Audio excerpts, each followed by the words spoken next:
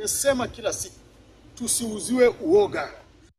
Now, COTU Secretary General Francis Atwoli has urged President William Ruto to shelve the Finance Bill 2024 and listen to Kenyans. According to Atwoli, this will ensure lasting peace in the country. Atwoli has also called on the youth to restrain from going into areas that are protected by law, such as Parliament and State House. I want to appeal to His Excellency the President and his entire government. The bill, the finance bill, collects for the budget to spend.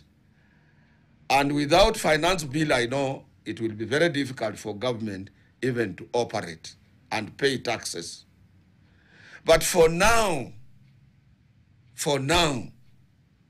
on behalf of Kenyan workers, some who cannot be able to access their places of work during demonstrations, we are appealing to His Excellency the President to suspend the finance bill, ascending to the finance bill until and appoint a commission of inquiry to inquire into the demands of the Gen Z and the millennium young men are demanding, and other Kenyans. I want to tell Kenyans, if this country went down, it would not go down with only Ruto.